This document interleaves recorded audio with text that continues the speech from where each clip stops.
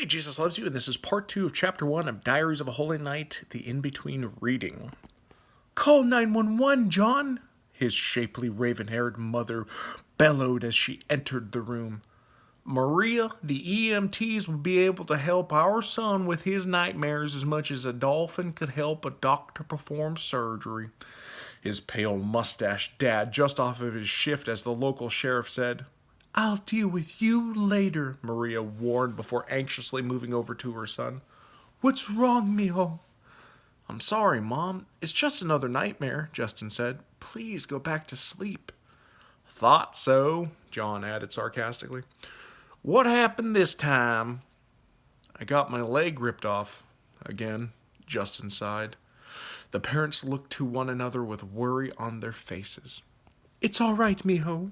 We will get through this, Maria said as she wrapped her son up in her powerful arms, causing him to struggle to breathe. Tomorrow you have another appointment with your therapist, and she says that you're improving. John rolled his eyes. Maria, it's been 2 weeks with that lady, going on the third, and nothing's changed. He's still having nightmares. He still believes he's traveled to a different world.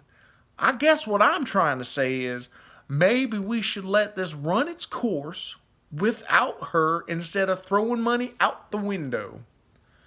Maria unlatched from her son to stand to her full size of 5 feet tall and stare up into the deep blue eyes of her very frightened husband with the fierceness of a giant. You listen to me, John. The therapist said that this kind of delusion could take months, if not years, to reverse. So we have to be patient and stand with our son as he goes through this. John shook his head. Some of the people around town think they took drugs, Maria. But how could the police that they appeared out of nowhere in front of be wrong? Were they on drugs too? Did our church hide them away, give them drugs, and then magically teleport them in front of the police? We didn't take drugs, Justin said. We asked to be tested by God, and he sent us to the in-between to save the angel's life. Why don't you believe us? John replied. It's not that we don't believe you, son. It's that your story is impossible. I've been through a lot of impossible situations in the military, but I never heard of something like this before, outside movies. But it happened, Justin said. And no matter how much counseling I get, the truth isn't changing. Don't you guys see how different we are? Our grades have jumped up to be best in class. We don't fight, steal, swear, or do any kind of drugs. The Holy Knights help everyone that will allow us to, regardless of their background. Holy Knights? Maria asked. Mijo, the principal warned us about them. Please tell me you're not hanging out with those, what he called, terrorists. Maria, John said.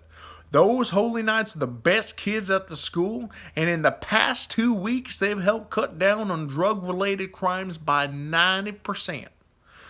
That's unheard of even by martial law standards. The school board loves them. It's only that freak of a new principal that doesn't. I dealt with real terrorists in Iraq, and these kids ain't nothing like them. We don't spend all day with Justin to know that for sure, Maria warned her husband with tears in her eyes. The principal does, and I don't want to lose another child. John swooped down and enveloped his wife into a hug, silent tears soaking the front of his uniform. God, I don't either. I miss my little princess. My heart breaks open every time I wake up, and again when I see her in my dreams, and again when I run to her room to hold my daughter but find her bed empty. John jumped out of his bed and embraced his family. They cried together for the first time since the funeral. John pulled away after noticing the time on his watch. Son, try to get some sleep. You have a long day ahead of you with that lady. Your mom and I love you, and we are here for you no matter how long this thing takes. Justin nodded his head. He climbed back into his bed and wiped the tears from his cheeks. Thank you, guys. I will try not to wake you up tomorrow. But we did go to the in-between. I fought in real combat, lost real people along the way.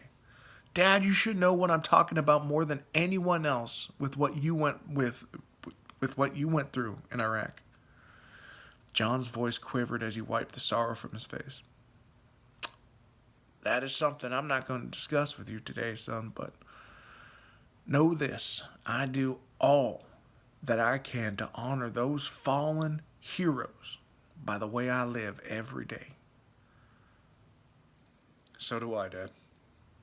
Justin said, laying back into his pillow with a yawn, slowly closing his eyes. So do I.